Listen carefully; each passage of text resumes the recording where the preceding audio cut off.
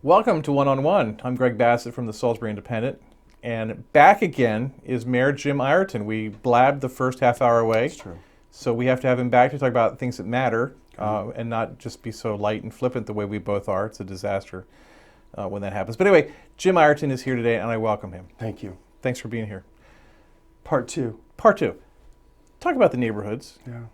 What's going on in the neighborhoods? I mean, I remember writing a story as a reporter in 1987, and the city had crossed the threshold of having more than 50% rental properties, and everyone was just, what are we going to do? What's the number now? You have two numbers, and I'm not trying to equivocate or use fancy whatever.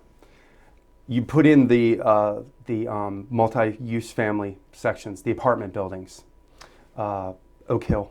You put in Ebony Court. You put in Park Side and not Park Wood. Because this is the county? Yeah, if you don't ask me why. Okay. When you take the multifamily unit uses, the Glade, places like that, that's going to make the number much higher. It's going to be up into the 80s. If you take all the huge that'd be a percentage of population. Right. If you take all of those out of the equation, you're back to around 55-45. Okay. So that is, politicians use it to get elected. I used it. I'm not going to lie to you. It's easy to use that number to scare people. But in all actuality, you take out the big multi-units, it's about 55-45 rental to homeowner. So that's created a lot of problems for the city, and there's been a lot of historic.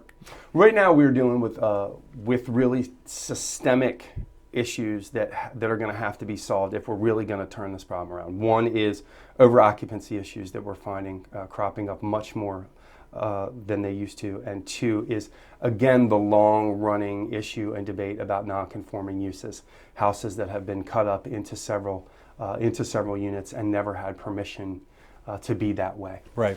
So the over-occupancy issue hit us in Camden at the beginning of this past semester with about 45 that we know of. And then it's like having the lights come on in here and everybody's scampering to try and not take responsibility. But I will say what impressed me with that, and this has almost nothing to do with reality, I guess, but you going to the council, describing you and your administration, describing to the problem to the council, and them listening to what you said and trying to figure out a way to solve the problem. There was a dialogue there that I couldn't Shields believe. Was with me. Sister Shields was with me as she would giggle when she heard that. She said, "This can't keep happening. We can't keep having this situation where 6 kids are living in a house and they're not supposed to be, and they've signed the lease, and the lease has a tenant's bill of rights on it that tells you how many are supposed to be there." 6 years ago, we told the citizens of Salisbury that we were no longer going to get in the middle of the relationship between landlord and tenant. If it's wrong, it's wrong. Right. Deal with it yourself. Right. It opens me up to a little bit of criticism, but I'm not worried about it because I know who my voters are. But even in that meeting, like they would start to talk about policies, and you go, "Hey, we're stretching into that city as a middleman thing," and they go, "Right, okay, we don't want to do that." I mean, somehow there was respect. The difficulty that we find is that these things go to court, and it's going to take a certain amount of time for it to go to court, and it's going to be a certain amount of time that the court says that you have to give either the person living there or the person who owns it to deal with the problem. The difficulty is by the time that time elapses, the semester's over.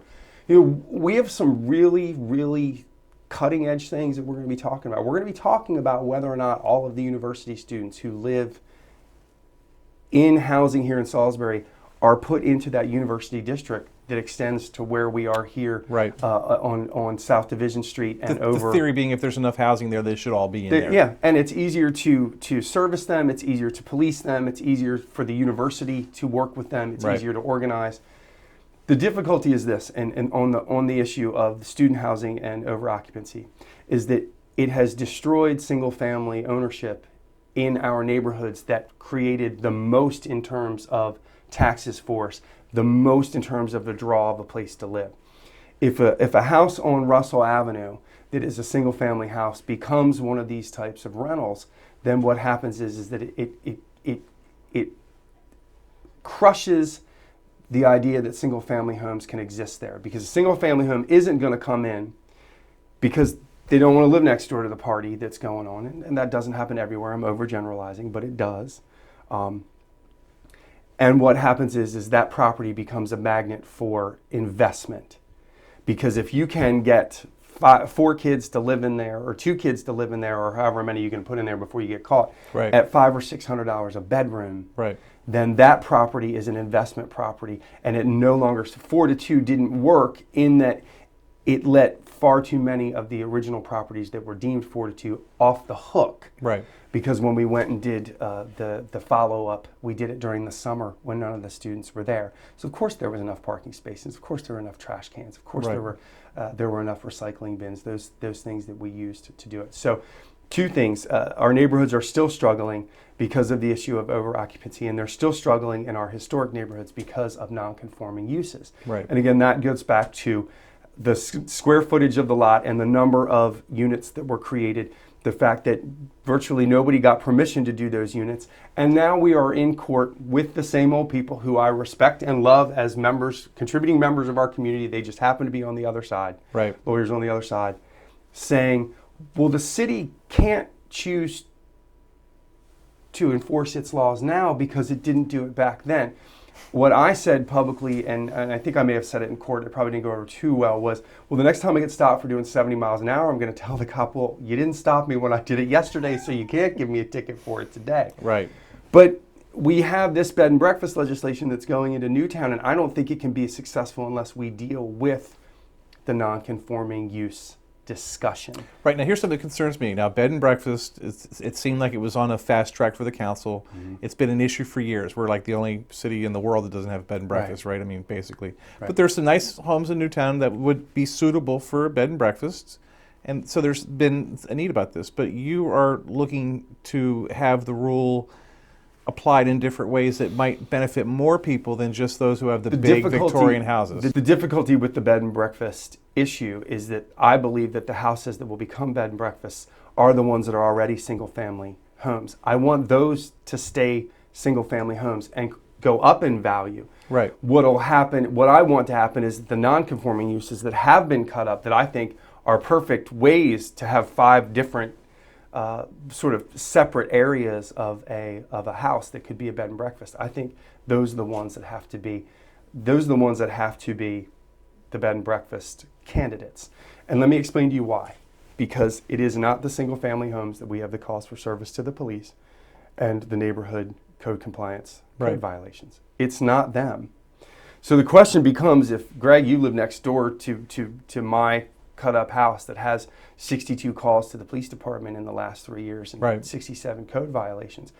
If you think you're going to get $118 a night from a college student's parent that wants to stay there with what is going on next door, that's not going to happen. Again, we talked about this in the last interview, the sustainability of Right. Salisbury. You cannot sustain that situation where that non-conforming use is next to the bed and breakfast. Right.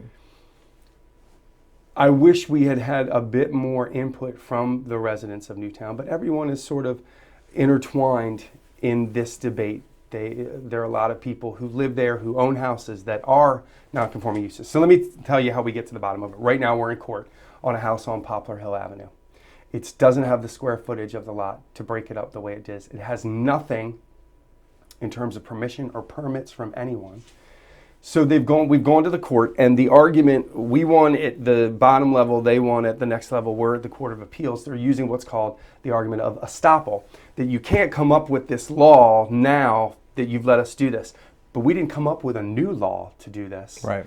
We're just going to enforce the laws that we have on the books. Right. I honestly believe that Salisbury's future, its sustainability and its urban core, both in North Camden and Newtown, hinge on this decision that the Court of Special Appeals is going to make. Because it's going to tell the police chief either you are going to be able to have the city amortize these houses, because it's not like you take away their use right away. You give them a certain amount of time. They've made all this money. I think all of this really does come down to money, but that's probably a different pack 14 101. It will determine whether or not we're able to save those neighborhoods, because they already have 3 houses in the commercial use coming off of Route 13, which I would imagine is something that came out of Route 13 going through there. Well, if you're going to take my neighborhood away from me, you got to give me this use. Yeah. You have these beautiful homes that are not going up in value because of those ones that are around us. And we face a bunch of different things. I don't want to get confusing, but you have legal non-conforming uses, illegal non-conforming uses, and then protected classes. You have several of those big houses that will have group homes in them that will be protected classes of people who are recovering from something, mental issues. I want those people to recover, but not at the expense of the property value of everyone around them. Because those places have a fair amount of cost for service to the police department as well. I can locate 5 right just off the top of my head that I know of right now that are pretty sure they don't meet the lot requirement. There's too many units, and those 5, just those 5 that I could walk you to right now, have 85 calls to the police department in the last 5 years. Now, what could our police department have been doing proactively without having to go on those 85 calls to the same places over and over and over again? I believe legislatively that we should even be tougher, that really 3 strikes and you're out has to be. That's the legislative side. That's not my side.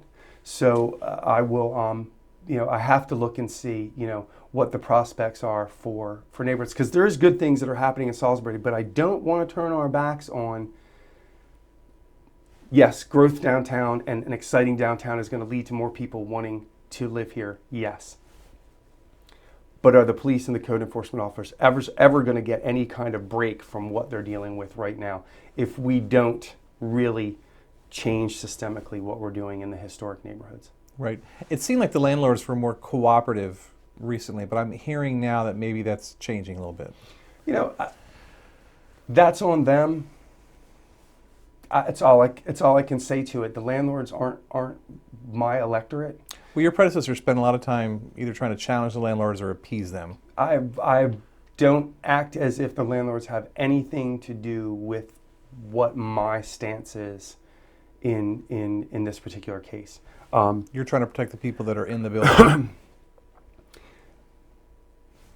We're not getting in the middle of it between your tenant and your landlord. And if this landlord is bad, then the other landlords have to tell them they're bad, because I'm not going to differentiate when I go to solve that problem. That is the equivocation that we have had previously in every mayor before me. Is we're going to work on, we can try and, let's put in another layer. That's the thing that I worry about with some council members that we have now. Let's put in another policy. Let's make the staff jump through another hoop. It's either legal or it's not. It's either a call for service to the police department or it's not. And that is what the people who live next door to these properties live with. And I don't live somewhere, and Greg, you know this, I don't live in some shining hill somewhere in a gated community that doesn't have this problem. I have 1, 2, catty corner, 3, 4, 5, 6, 7 houses that basically I can throw a stone to, and 5 of those houses that surround me are rentals. So it's just too hard to deal with category, and I know I try to apply that more to the county, but the adult bookstore situation in Salisbury has bothered me forever, and as a First Amendment guy, I know I'm supposed to be in favor of that, but I would find myself as a resident changing my driving route so that my kids wouldn't see these stores and ask me what went on in there. I'll give you a funny story. When my grandparents lived on South Harrison Street in Wilmington, and there was a strip club on Route 13 just north of Odessa, something like that. Which is where they belong, I think. 22 years I drove with my mother to my grandmother's house, before Route 1 and all that stuff. It was a 3.5 hour trip. And I can remember we were going up for a great aunt's funeral or something, and I was driving my mother. We had switched roles, and I was driving her, and we go past, it said Go-Go's on the side, and I thought it was at the music group. And I finally realized what it was, and I turned to my mother and I said, "Can you believe that there is a strip club on this mall?" And my mother took a drag of her Virginia Slims menthol light and said, "Honey, that's been there your entire life." And she goes, "I have made you sing harmony on Peter, Paul, and Mary. I have engaged you on a discussion of nuclear war. I have done everything in my power over the last 22 years to keep you from seeing that. Yeah. And only to today," she said, "my work as a parent here is done." It's what our code did several years ago was, move these to the industrial park, move these someplace where it isn't going to be in full view. And not just in the full view of the driving public, because that made people need to get over, panties or whatever. I'm not sure what your problem was or with the kids, what you were trying to do for the kids. Well, it was the mannequins in the window. Oh, yeah, I know what you mean. But it also said that these stores cannot be within 100 feet of churches or residents. Right. These guys that open up this store, and they're businessmen, and they profit. You should be able to do what you want. I don't believe so. I was in the wrecker tearing down the Thrift Travel Inn in the parking lot across the street to stop what we were having. We have eliminated, basically, for the most part, open air prostitution in this city.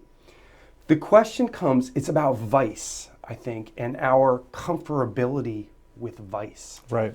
I don't have any problem with it because I'm a First Amendment person like you are, but I recognize that there's nothing that place does to enhance the quality of life in that neighborhood. Right. Now, you went to war over the red light district sign. Oh yeah. Well, these guys did them all up and down the East Coast. They Right. come in and they figure out how to manipulate your code. They figure out how to take one court case from somewhere, and then you get a couple lawyers and everybody folds, and there it sits, with the blinking lights and open all night long, and all the cars with Delaware license plates. Yes.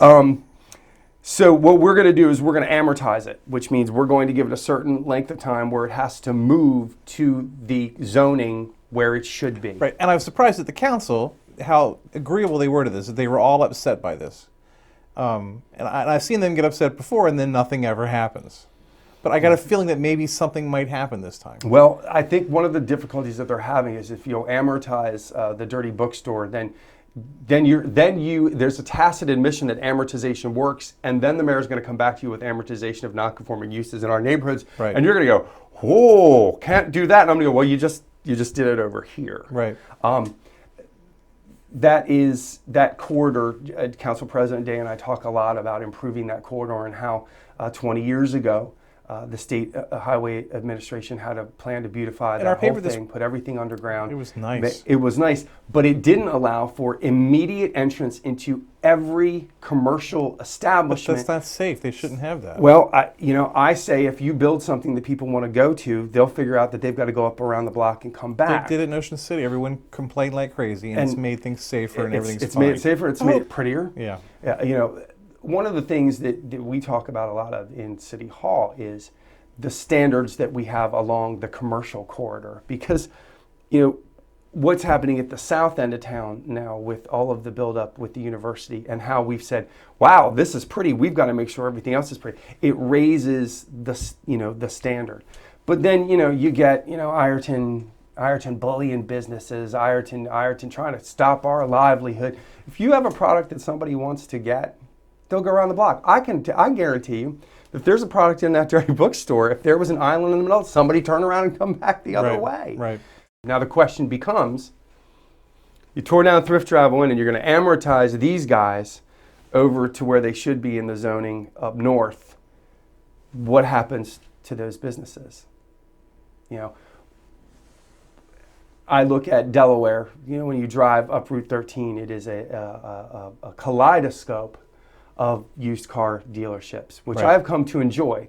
I wish people could learn to drive in the right-hand lane while they're looking at them, just out of the left-hand lane. But what do we want to do with that corridor? And that's one of the, I have to say to you, one of the leadership qualities that our city council president has is that vision of zoning our way into looking better. Right. I'm not sure where the support will be. I can tell you that there have been, people that were against it 20 years ago are going to be very much against it this time. But I think what they're realizing is that when you take a look at urban cores and the decay of urban cores, if you don't set a standard, then it will continue continue to sink. Right. We look at the issue of the building where the Board of Elections was going to go, where E.S. Atkins. E.S. Atkins. Yeah. We're fixing the flooding there slowly but surely with the state. We want to bring more people in there, and God bless the United Way for staying. Yeah.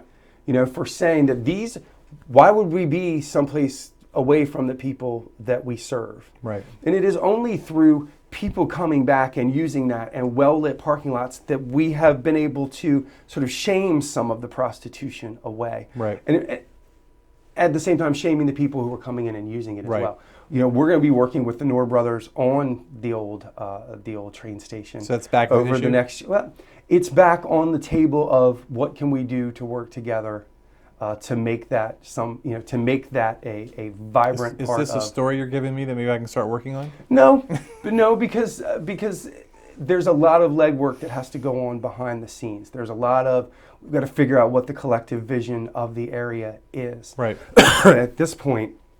And your predecessor blew it magnificently with them. No, she did not. No, she did not, because I came into office right after that. And there's a point to which the government has to say to people, you keep doing this, give me, it isn't going to happen. I guess for the city, it ended up being a better deal for them anyway. Yeah. Working, when I first came in, that had just gone off the back burner, and then we were working with a couple of the really prominent realtors, and I wish I can see the meeting that we had where it was discovered that underneath the ice plant was the well that they might be able to use to brew beer, and they're expanding. You see on Facebook that they're expanding, and I know we're working hard in the legislature to deal with this barrels per month thing that happens, because even beer people argue with one another about the competition of it all. So what I've learned in this job is that there are a lot of people out there going, government's bad, they're not fair. But it's usually people who are asking for something that they want to not have to pay for. Right. They have meetings about these sorts of things, I guess, on a monthly basis, of how you can say government's bad. But I think when you take a look at Salisbury still being the hub, the economic engine, you take a look at some of the business-friendly things we've been able to do over the last couple years, some before Council President Day, many now that he is able to lead his council. I think they understand that. I think we're really poised as it starts to pick up to really be the place where people come. But at the same time, only depending on retail jobs for people, I don't think is a strategy that works anymore for this particular region. Are you worried? Well, I mean, economic development was a big issue in the last campaign. The first economic development issue comes out as the plant closing. Right. What to do about it? What might go in there? Dave Ryan, who's the head of the Salisbury Wycomico Economic Development, he's the director. He's going to be the subject of an upcoming Q&A in our paper. But what is your role in that? I mean, I understand. I never really thought about that. If you draw someone here, that means someone somewhere else is losing something. And that's the wrong. I like think the we Colts talked a moving little to bit in Indianapolis. the last segment. Is it's not a sustainable way to do this. It's not a sustainable way. It happens. There's no doubt about it. Right. We've worked with many people up in the industrial park to expand, work with Maryland Department of Economic Development, work with Dave Ryan to figure out the things that they need to expand. When you take a look at Cadista behind the Arby's up north, that's a great huge. story. It's a huge building, Yeah. a huge amount of jobs. My job is to figure out how to make their process, expedite their process, make it faster without making it unsafe. Right. Deal with the issues of stormwater, deal with the issues of inspections, make sure that gets done in a timely manner so that they can expand, and then be able to capitalize on it. Make sure that the people who are working there and the 200 jobs that are going to be created there, are they staying in our neighborhoods? Are they learning about our downtown? Right. We have always been a four-trick pony. It's been Purdue, it's been the hospital, it's been UMES and SU, and it's been Warwick. And we have got to figure out how to bring an expansion of the small to mid-sized companies that are in our industrial park, that are building things and doing things, that are making parts for cell phones. And that's really what Labanal was. It was one of those small to mid-sized ones. Right. We've got to figure out how to make it even more sustainable so that they will stay.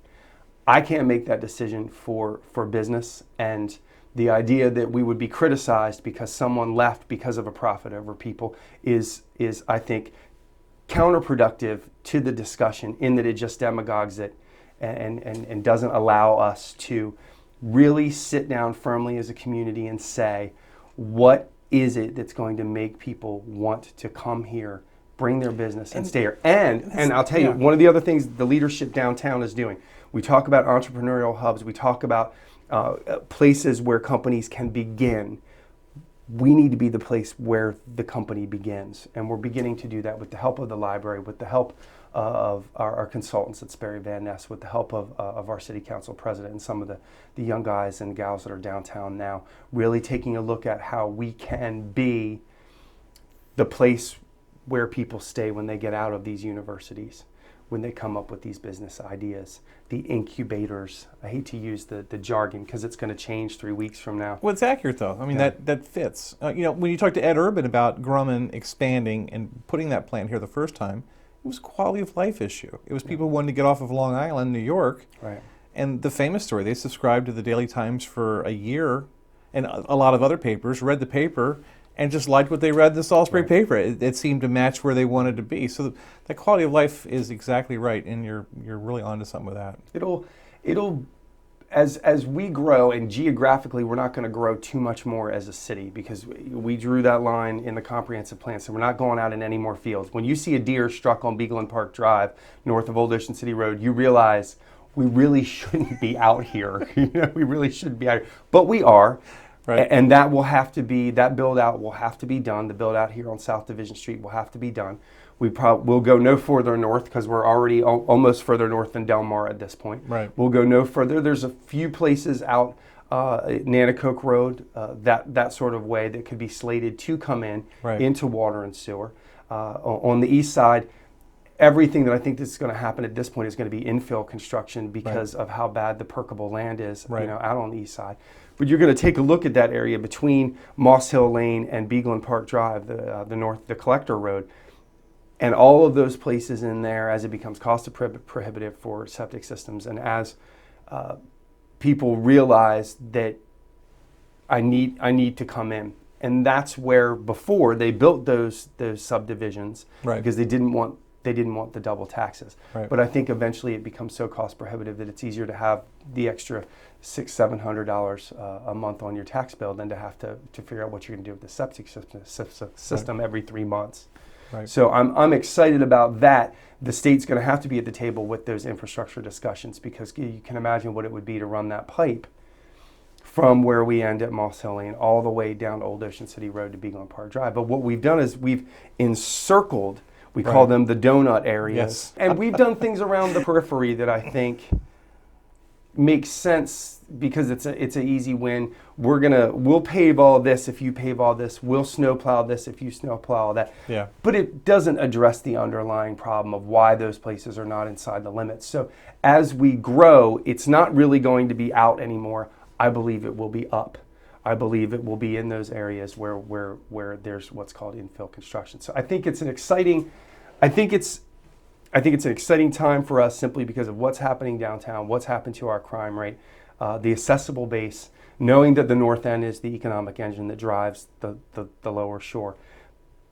But again, I would say that the systemic issues that we have, if we do not want to look like Wilmington and Richmond and Norfolk, the problems that they have, and some of the issues that they have in Baltimore, if we don't want to have that happen, we have to address the underlying systemic things that are happening in our code and in our neighborhoods to attract single-family neighborhoods. And at this point, there'll be diverse single-family neighborhoods, because I think before we may have been a little open to the criticism of, are you talking about white flight?